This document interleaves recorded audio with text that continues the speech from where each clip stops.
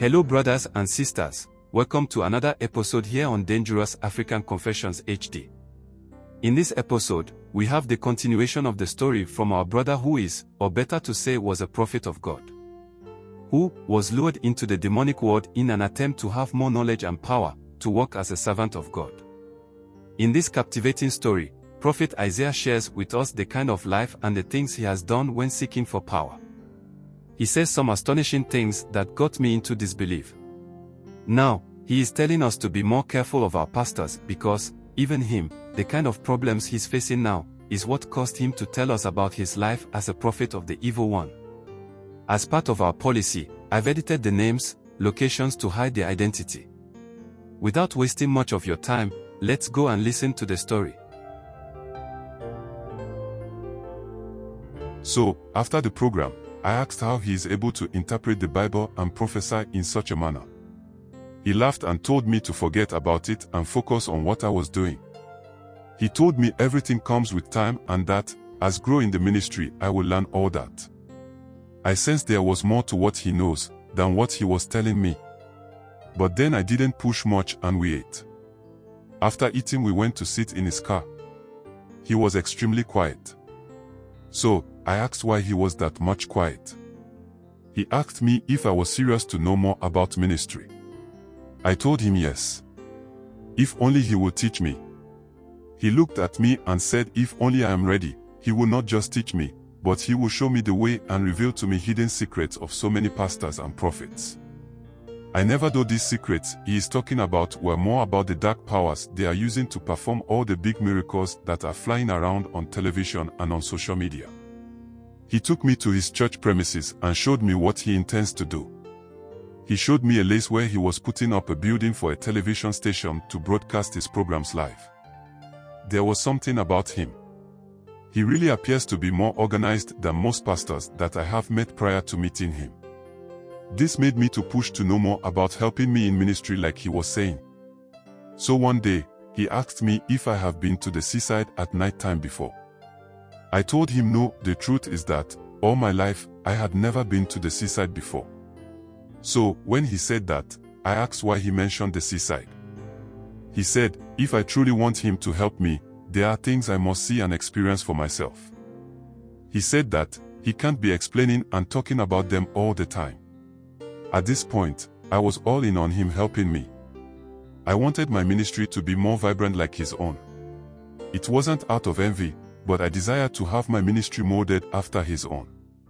He told me that, when he takes me to the place he wants to take me, whatever I see there, I cannot tell anyone. Reason why he doesn't want to take me there is that, he doesn't know if I can put my mouth shut on some things. I promised him not to utter a word to anyone, should he decide to take me there. So, we arranged for the day. The day came and we went to the seaside. My brother, I never knew people would be there at that time we went there.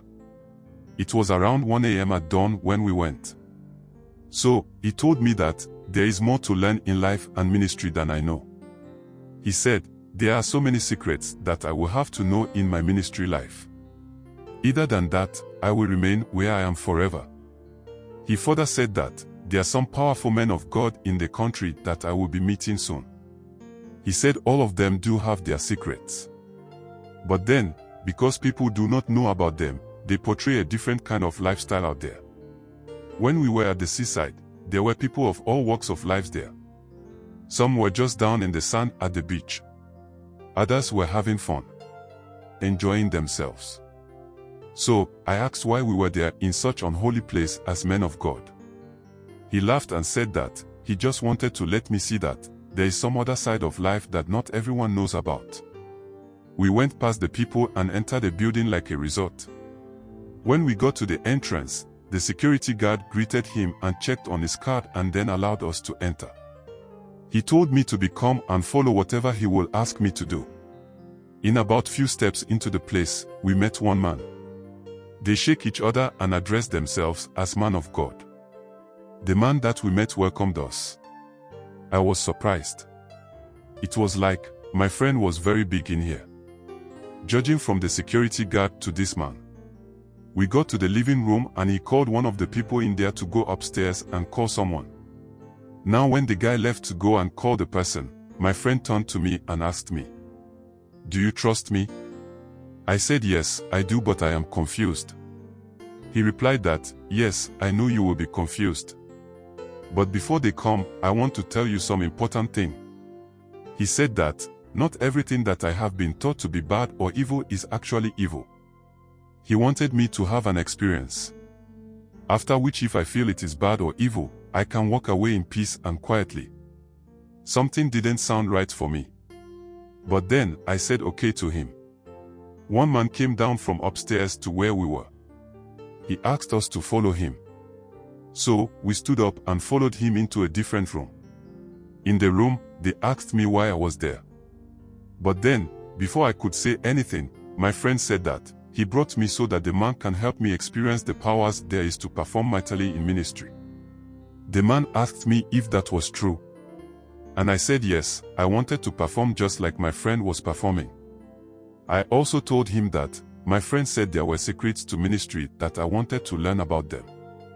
The man laughed and said that everything is possible under the sun so long as I know how to manipulate the system. He then asked me if I was ready to experience what it takes to perform like I was saying.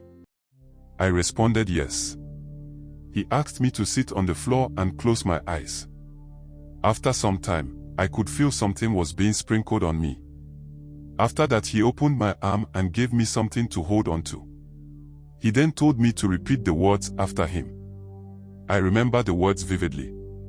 It goes like, "The great master of the universe, the one who knows the secret to the universe, he who holds the keys of power. I am here today. Seeking your face, reveal yourself to me and I will honor you always." After the words were said, I was asked to open my eyes. And in my hands were this old book. It looked very ancient. The man asked my friend to hold me as he told me to open a portion of the book.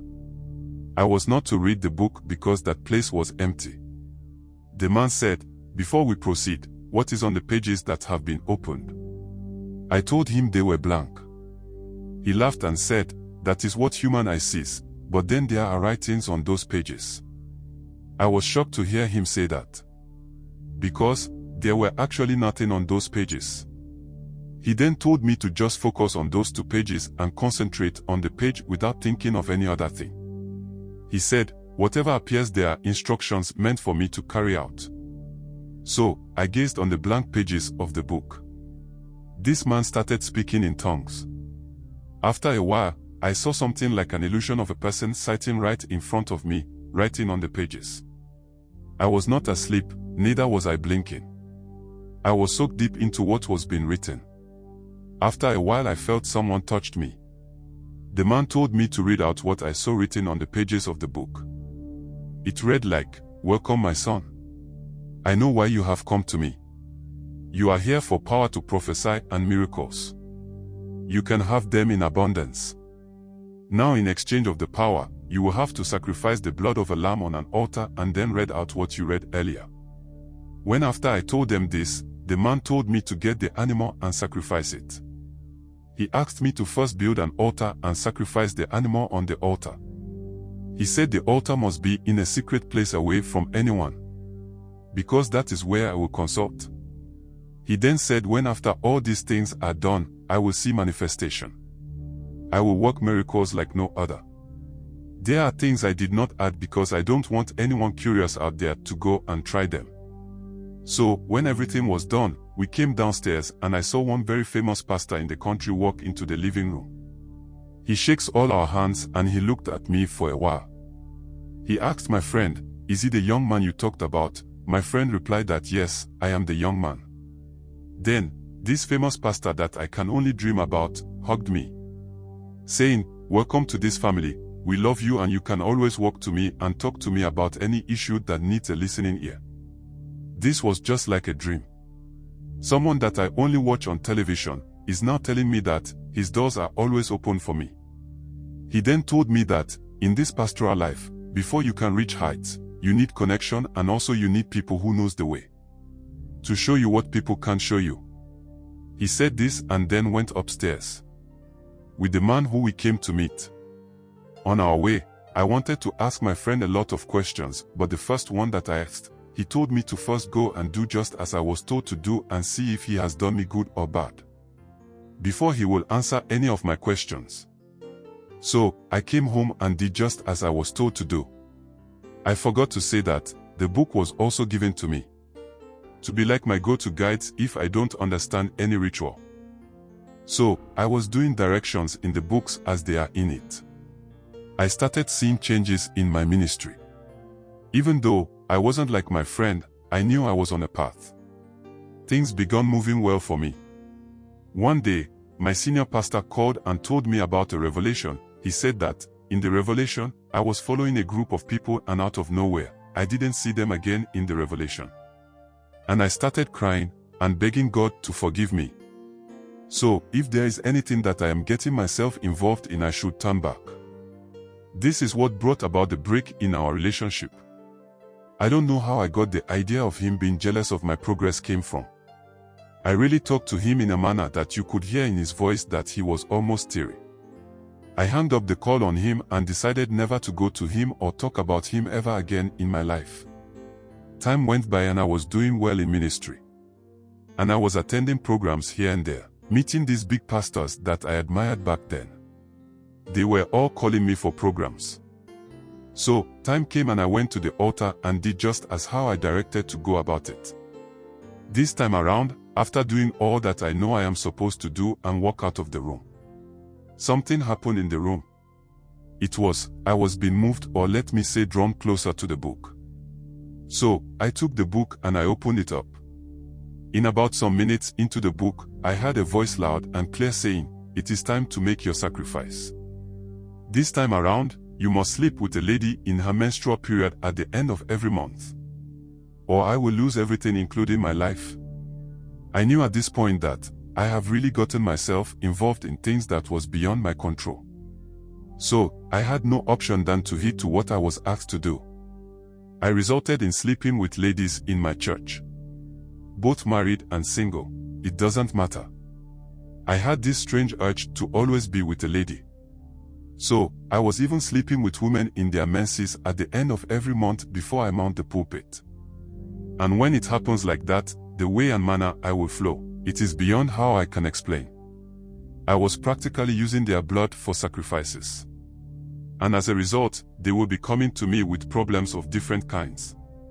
When you bring this problem today, I will be able to heal you or perform miracle for you. But then in a short while, there will be a different problem. This is how I was keeping them in the church. But now, the demand is getting more and more.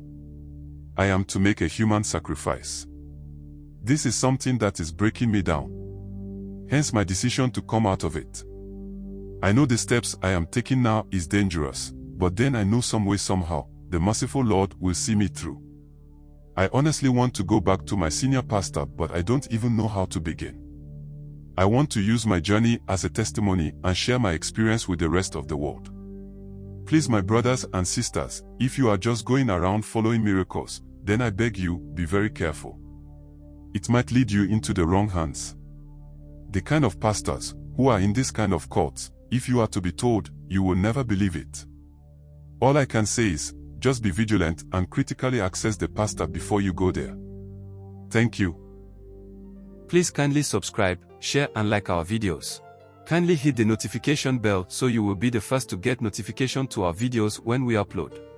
Like I always say, these are not just stories for story's sake. They are meant for us not to make these mistakes our brothers and sisters are making. That's why we share these stories with you. Let us please be vigilant of some of these people parading as men of God. I know there are genuine men and women of God out there. But then, beloved, let us be mindful of where and who we associate with as our leader when it comes to this Christian life. People of today, we always see things to be normal in our sight and forget the commandments of the Lord. We live our lives anyhow and then turn around seeking for miracles, thereby falling victims to some of these pastors. I pray that we learn from some of these stories and live a better life. If not for anything at all, it pays to live a decent and better life. We are not here to race with ourselves. Therefore, do the little you can and ask your Creator to bless your handwork. Please let's be mindful of the choices that we make. Thanks for being a part of this growing family. Kindly share your thoughts with us in the comment section below. And if you are new here, please subscribe, like and share. Stay blessed and be safe.